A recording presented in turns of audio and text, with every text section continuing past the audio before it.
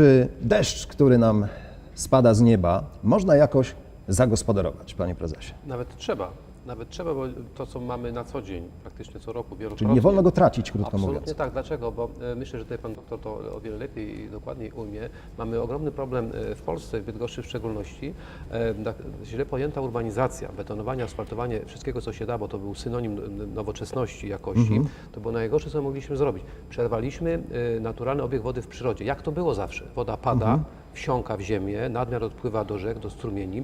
Natomiast my, kiedy przerywamy wsiąkanie wody do gruntu poprzez odprowadzanie do rzek kanalizacją, zubażamy zasoby wodne i to jest ogromny problem. Natomiast ta woda deszczowa, którą powinniśmy zagospodarowywać, ma szansę przywrócić tę pierwotną sytuację i też takie projekty, takie programy są podejmowane. No dobrze, ale w jaki sposób to zrobić? Co, będziemy ustawiać jakieś beczki czy zbiorniki? No właśnie. Właśnie.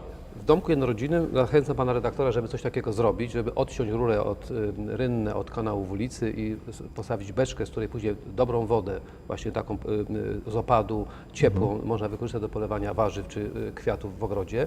Oczywiście im bardziej skomplikowane zabudowanie nieruchomości, budynki wielorodzinne, zakłady przemysłowe, produkcyjne, tym trudniej to zrobić. Arterie komunikacyjne, to jest to trudniej zrobić. No dobrze, to na terenie miasta, no bo jeżeli chodzi o domki jednorodzinne, tak, no to jest w miarę proste. Natomiast co możemy zrobić w mieście, żeby tę wodę właśnie odzyskiwać? Miejskie wodociągi w Bydgoszczy przygotowały taki projekt, wychodząc naprzeciw strategii rządu polskiego Unii Europejskiej przeciwdziałania zmianom klimatycznym, bo to jest bardzo ważny element, działanie, które właśnie odwróci niekorzystny trend zmian klimatycznych, zatrzymanie, zagospodarowanie wody. No to konkretnie. Taki no właśnie, projekt co powstał, zrobiliście? którego celem jest renowacja, modernizacja sieci kanalizacji deszczowej, ale zupełnie inaczej niż to było kiedyś. My planujemy i budujemy już tak naprawdę, bo budowy się rozpoczęły, 66 zbiorników retencyjnych w mieście, które mają zatrzymać wodę z opadu i jakby przeciwdziałać zalewaniu Panie prezesie, miasta. żeby nasza publiczność nas rozumiała, zbiornik retencyjny, no to jest to jakiś zbiornik taka usytuowany w miejscu, dużo większa do beczka. którego spływa Dużo większa deszczówka, beczka, krótko która jest zakopana najczęściej pod ziemią, do której dopływa woda z opadu atmosferycznego, kiedy jest jej nadmiar. Ta woda później jest odprowadzana do urządzeń, oczyszczają tą wodę, bo trzeba ją oczyścić, niestety, bo spółki zanieczyszczenia są nic. I ją będziemy wykorzystywać do uzupełniania wody w oczkach wodnych, stawach, małych jeziorkach, ale do polewania również zieleni, do polewania drzew i krzewów.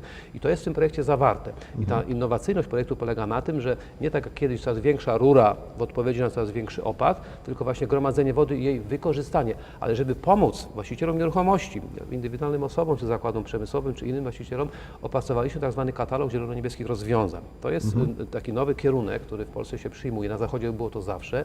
Tam pismem obrazkowym, bardzo prostymi liczbami, prostymi warunkami, ale właśnie obrazkami pokazujemy, jak jest dzisiaj i jak możesz zmienić ten stan u siebie w kierunku właśnie, żeby wodę zatrzymać. Bo proszę sobie wyobrazić, taka jedna beczka. Dobrze, to zapytajmy też pana doktora, czy my rzeczywiście możemy zatrzymać i wykorzystać tę wodę w sposób skuteczny? Nie mamy wyjścia, gdyż jesteśmy jako ludzkość obecnie od 300 lat w największym problemie klimatycznym.